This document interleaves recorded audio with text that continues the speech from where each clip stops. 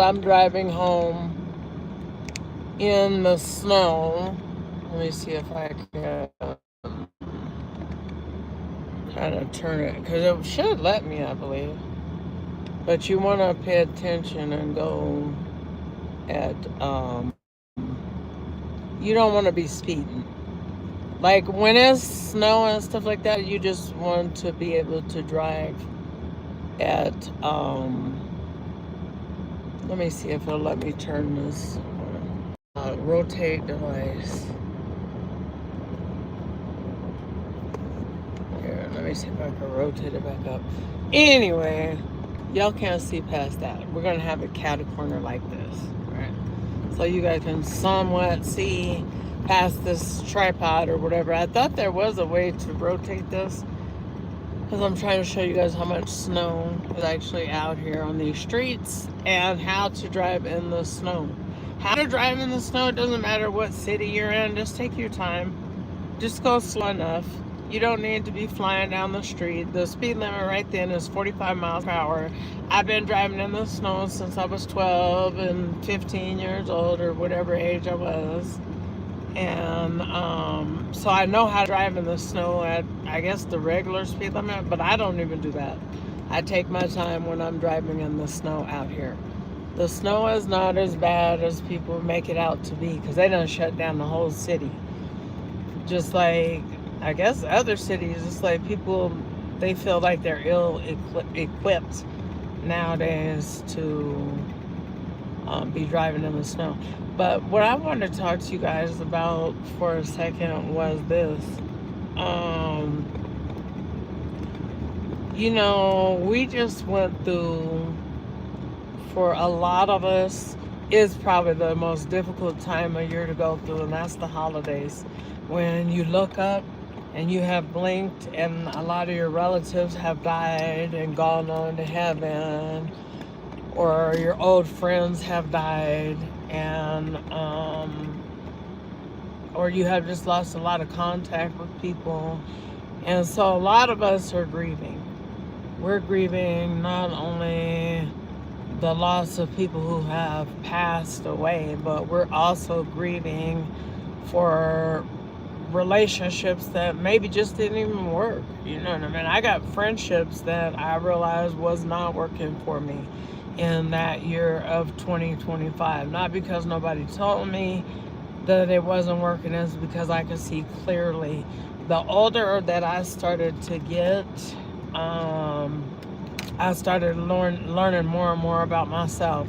And when I say I started learning more and more about myself, I learned what I will not tolerate and what I'm flexible on, what I'm just not flexible on, and what I deserve from people and what I do not deserve from people. And so that's why I made some choices to not. Sometimes you gotta leave people alone, when you can see that the relationship is not being valued on both sides. The value in the relationship is on your side. You're being a friend, but is your friend being a friend to you? And those type of things.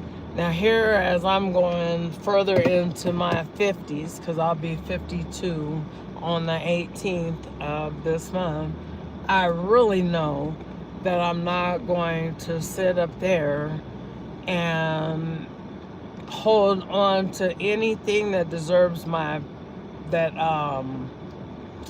that disturbs my peace, because I personally, I deserve to have peace in my life, and I don't bother nobody, and I don't want to be bothered by nobody.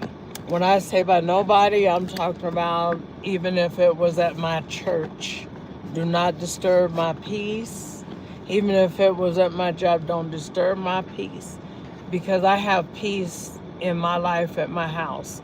So if I have peace in my life at my house, then I should at least have it everywhere else that I go, like everywhere, especially at the church. And so sometimes you cannot find the peace that you need because what you're kind of like inviting into your life. You're inviting things and people who's negative sometime into your life and into your world. And, sometimes people, you could say, hi, how are you doing today? And their answer is terrible. And it's like, okay, do you ever have just a good day? Nothing is going good for certain people. Let me show you how this look. I'm gonna flip this around. Try to. I'll probably pull out. Yeah, y'all can see. See, it's very, very nice and snowy. Now this is like, I'm gonna have to dig myself out because I didn't find any. I didn't find any of those snow blowers at Walmart, and I was not finna go to Home Depot to do it because Home Depot snow blowers, they gonna get upwards in $500, $600, $700. But needless to say, don't there come a time in life where you feel like, yeah, I do deserve peace. I deserve peace, if nothing else. And so that's why I always tell people, my mom always said her prayer was peace. For peace. This is what she always asked God for, peace. And so, quite frankly, my mom asked for peace from the Lord. I'm going to ask for peace from the Lord because that's just the truth. If you are at peace, then you could deal with everything a lot better.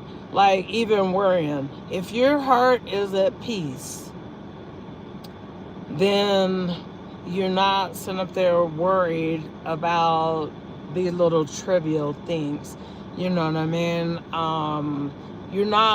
You're at peace because you already know God got that. That's what I think of when I think of at peace. I think that I want the type of peace that only God can give me. Not my own peace.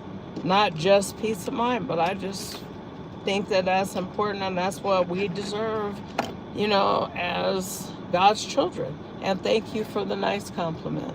I do want to go to sleep myself, but I gotta go dig out all this snow so I could be able to pull in and out of my driveway a little bit better because it's steep. And I'll show you guys how the snow is looking out here in a little bit. But what I was saying is this. So I had been going through life and I hadn't lost a lot of people in my life. Maybe because I don't have a big extended family or something like that. Maybe that's why I haven't lost a lot of people in my life at that particular point. But it feels like now, as I hit deeper into my middle age, I'm starting to look up and I have lost a lot of people. I guess because I don't know that many people. So the few people that I know are now, they're passing away. And I remember when I lost a close associate and I was in my early 30s.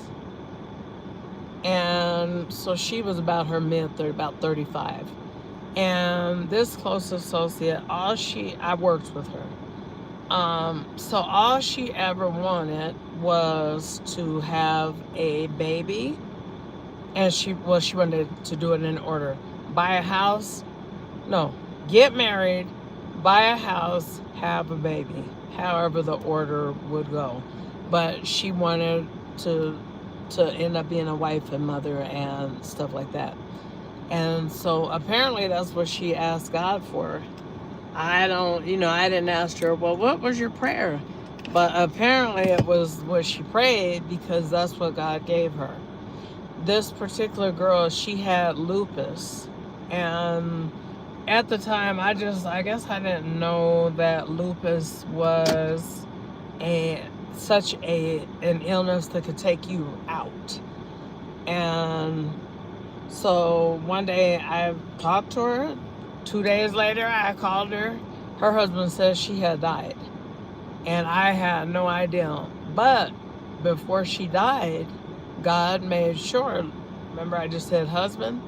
So she ended up finding a man that obviously she was in and wanted to marry and have a baby with, because she married him, had a baby, bought a house, whatever the order it was, that everything that she had wanted came to her. So when she died, I was like tripping. Like, wow. And I was telling my mom, I was like, this has been so many years ago. But anyway, I was telling my mom, I was like, wow. I was like, Lisa had passed away. And my mom was like, oh, the girl who had the little baby, the 3-month-old baby. And I said, yeah. I said, but that's the thing. Her baby was only 3 months old. And my mom said, but God gave her that baby. Just like she asked him, he gave her the baby that she asked for. I said, but she only got 3 months with the baby, Mom. The baby ain't gonna have her.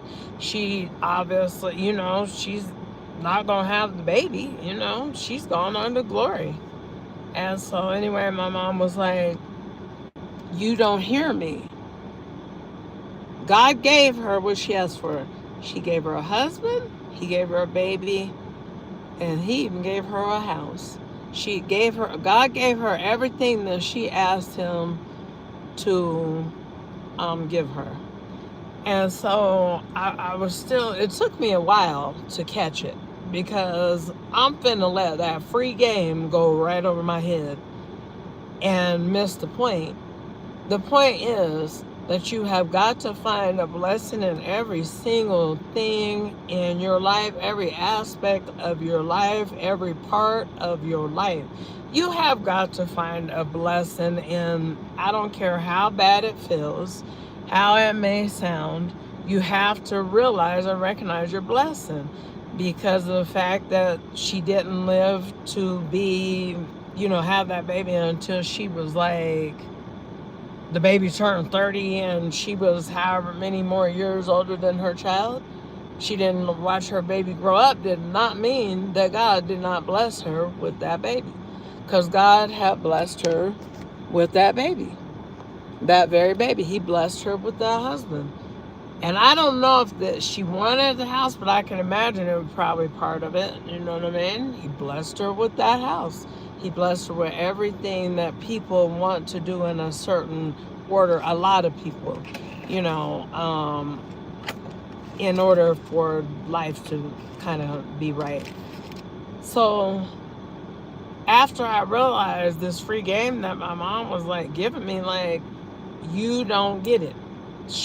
God did everything for her that she asked him to do.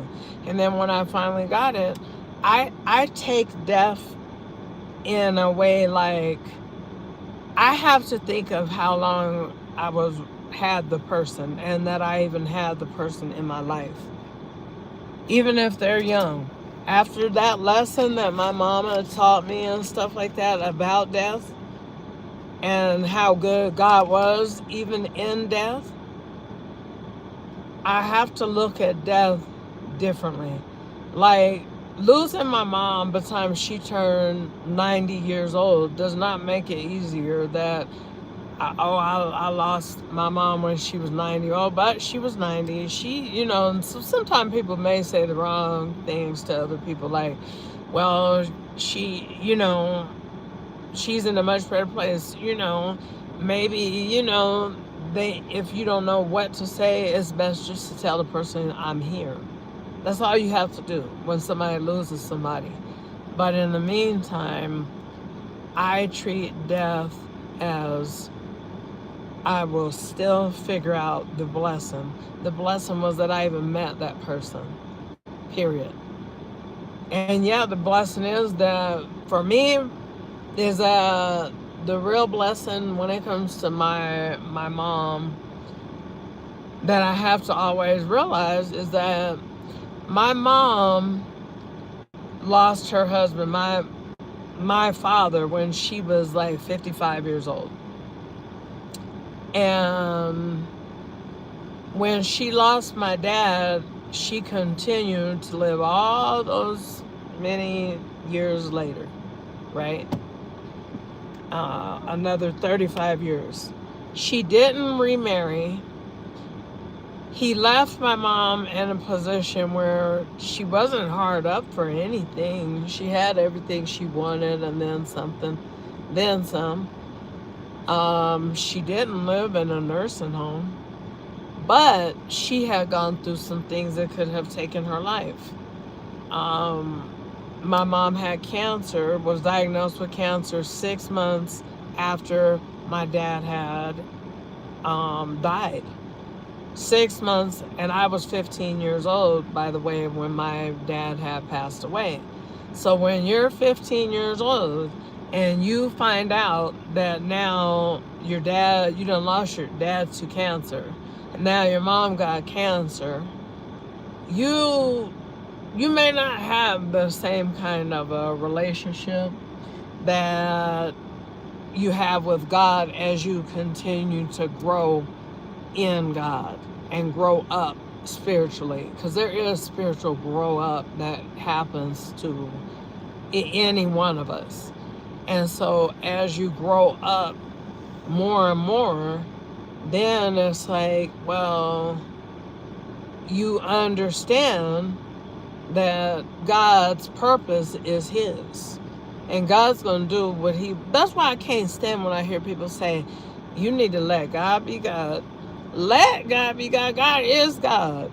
God is God. You can't let God be God because he already is God. There, you don't have to give him permission, nothing. He gonna be God. And in the meantime, knowing that, now that I'm older, I stopped feeling a fear that my mom was going to die. Well, my mom ended up living through cancer. Cancer is not even how my mom passed away. My mom died of natural causes from old age, but she could have. Another time my mom could have died. My mom was always cooking, throwing down. Every day at 4 p.m., my meal was already ready and it was set up real nice for me as kind of the only child that I was treated like. And so then, 4 o'clock p.m. when I got home and settled in.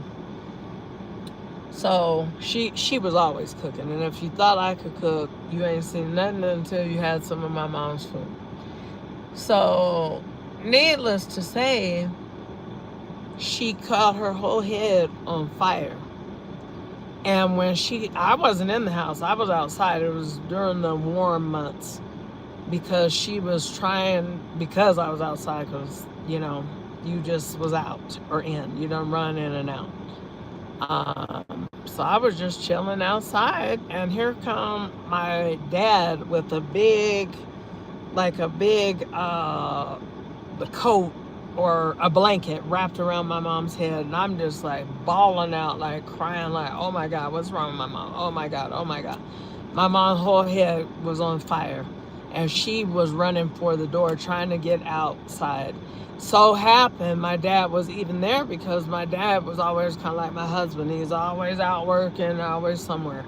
And he caught her, he stopped her from going outside. If she would have went outside, that air would have hit her, that she would have been killed in like a freak accident, because her head was on fire. And back then she had a Jerry curl.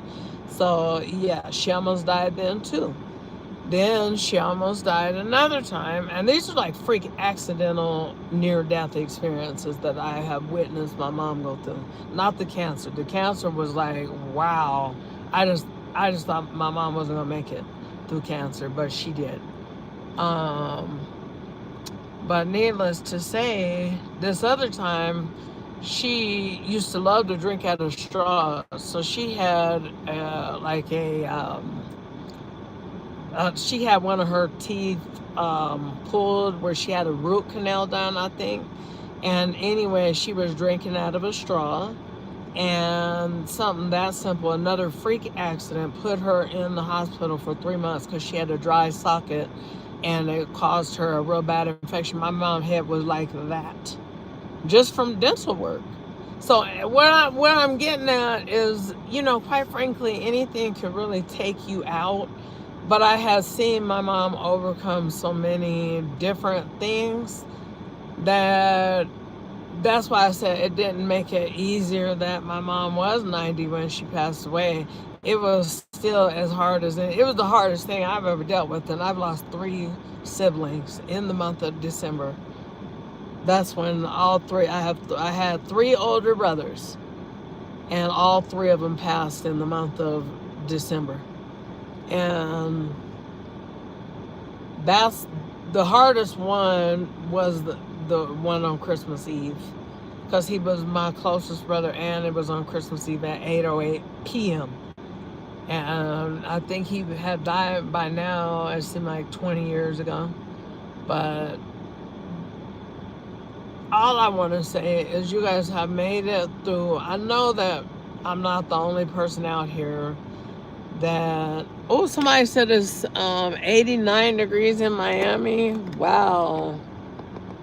It is 22 degrees out here, and I'm getting ready to get out of here and show you guys the snow. I'm going to show you guys the snow. Because it's like the sun wants to come out. Colorado's real weird. Like the sun is peeking through, but then it's like flurry snow. Because they said it was supposed to pick up, and it was supposed to go to about 2 p.m., and it's about 11:30 here right now. And I'm so warm, I don't even want to get out of my car.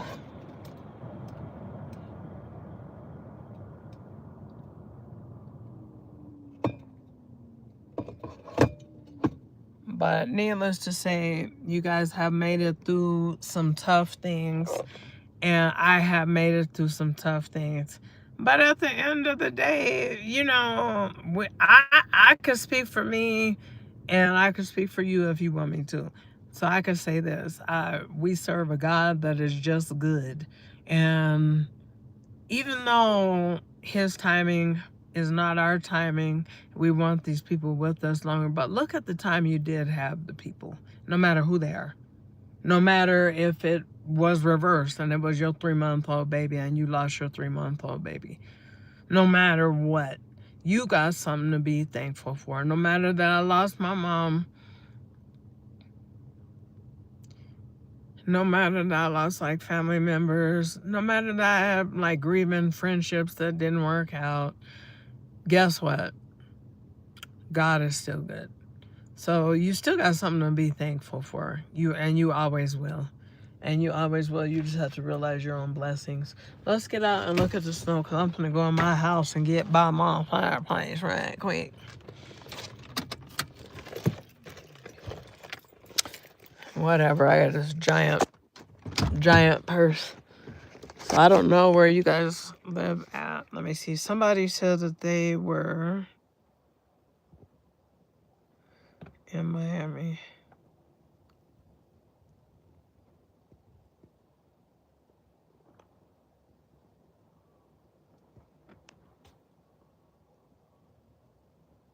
Oh, I can believe somebody said 89 in Miami.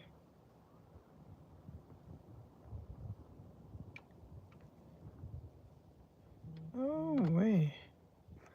But anyway, hi everybody. Let's go ahead and look at this little snow. It's pretty much melted, because I had came out here and started like getting the snow off my thingamajigama.